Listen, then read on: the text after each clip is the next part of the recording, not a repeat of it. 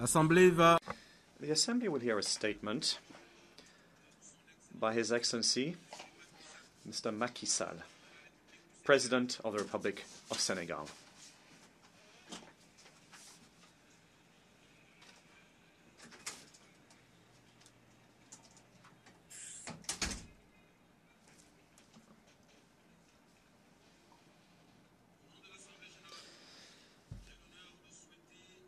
On behalf of the General Assembly, I have the honor to welcome to the United Nations His Excellency Mr. Macky Sall, President of the Republic of Senegal, and to invite him to address the Assembly.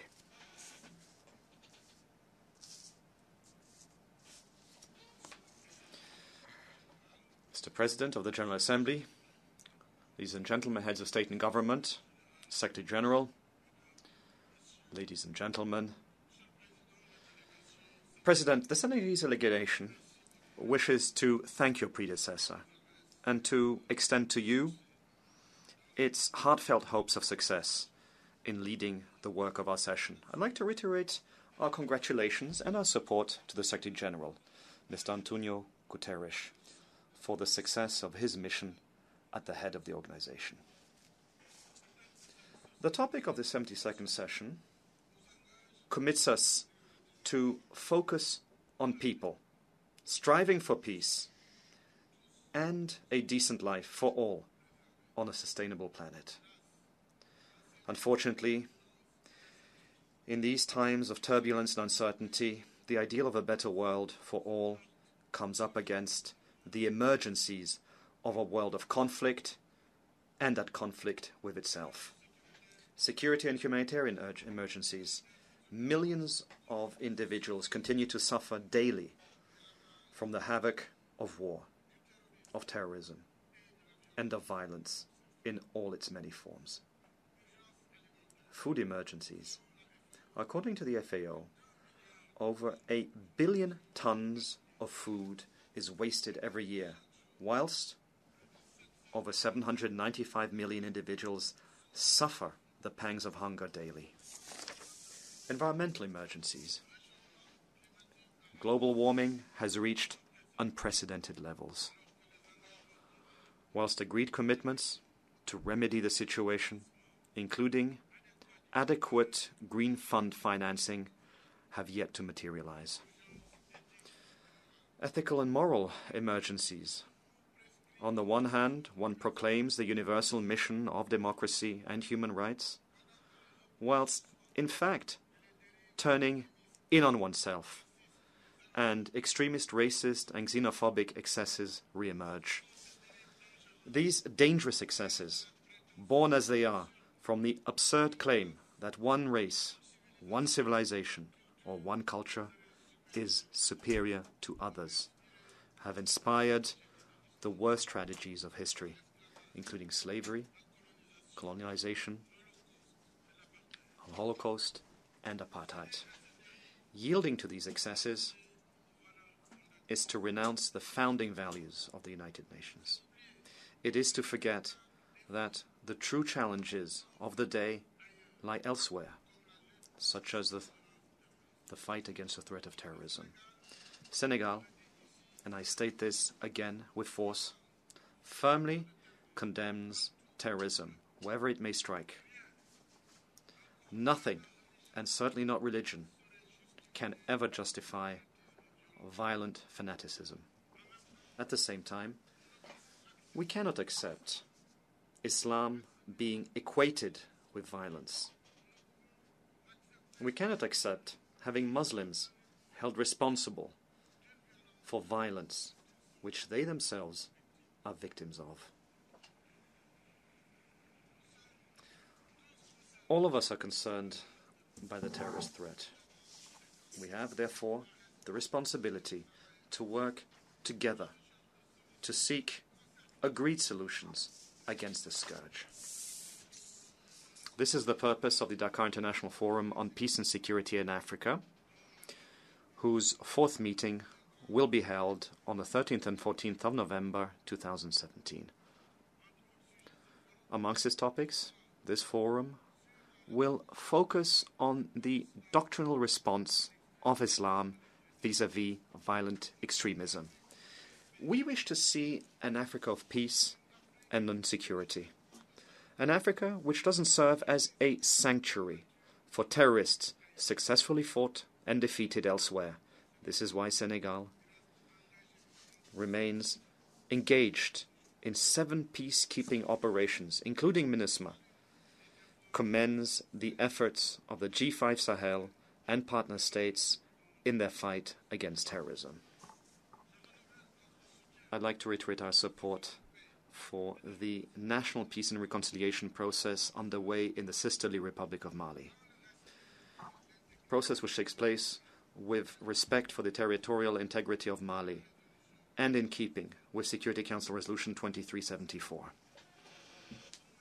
In the Middle East, Senegal reiterates the Palestinian people's right to a viable state, living side by side and in peace with Israel, each within safe and internationally recognized borders.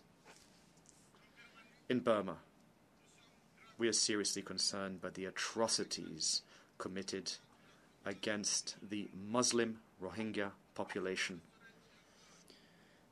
Because the emotion of outrage is never selective, Senegal urges the international community to act, to put an end to this realist of human tragedies. Mr. President, ladies and gentlemen, in a world of interaction and interdependence, peace today, more so than in the past, is not merely the absence of war. Peace is also the preservation of the planet's resources, whose depletion exacerbates the risk of internal crises and international conflicts. It is therefore vital to preserve the integrity of the Paris Climate Agreement. The future of our planet is at stake. Peace is also a fairer system of international exchanges, one which would open the path towards peace, progress and prosperity to all. The world cannot be at peace with itself as long as an unequal system of exchanges persists, one where those who have ever more, and those who don't have ever less. We must work towards mutually beneficial exchanges, ones which protect investment, fairly price raw materials, and generate a prosperity shared by all.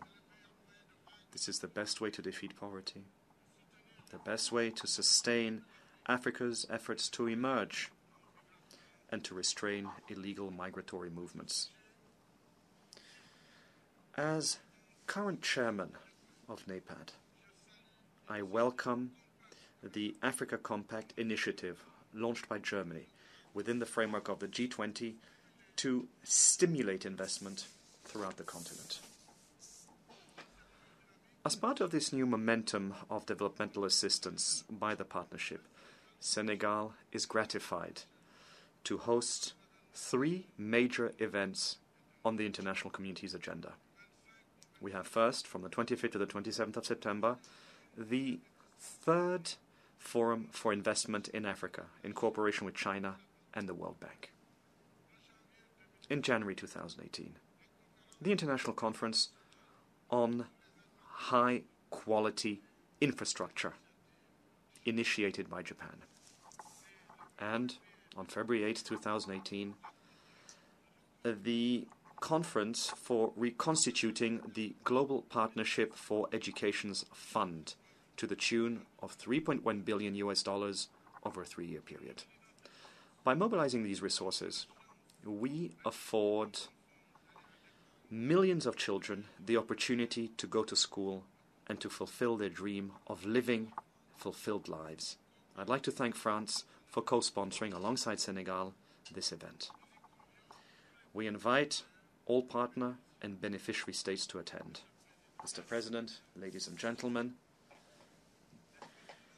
the positive changes which we wish to breathe into the world's affairs will only succeed as part of an inclusive and equitable momentum reconciling all of our interests. To this end, the time has come to afford Africa its deserved place within the Security Council, as demanded by the Eswatini Consensus. It is time to reform the rules of global economic and financial governance, including through a more effective fight against tax evasion, to contribute to the mobilization of internal resources for the financing of development. It is time to no longer consider Africa as the continent of the future, one which should be satisfied by random and uncertain promises, designed, crafted, and interpreted by others in its stead. Africa wishes to be a stakeholder in a present, mindful of its interests and needs in terms of emergence, through reinvigorated and mutually beneficial partnerships. It is in this spirit, that Senegal will continue to work with all friendly and partner states following the end of its term on the Security Council in a few weeks. Despite the uncertainties and difficulties of our times, we must continue to have faith in multilateralism. Preceding generations possessed the wisdom to understand that isolationism and states of belligerence are a dead end. Out of the ruins of the war, they crafted the foundations for peace. But it is a peace which remains a work in progress. Every time its foundations teeter, it is all mankind that sees itself threatened. The wisdom of our predecessors demands that all of us work together to preserve peace on behalf of our shared humanity, which both brings us together and reserves us one fate and one destiny. I thank you.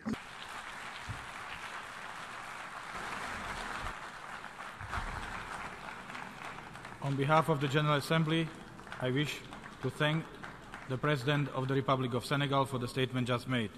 May I request representatives to remain seated while we greet the Head of State.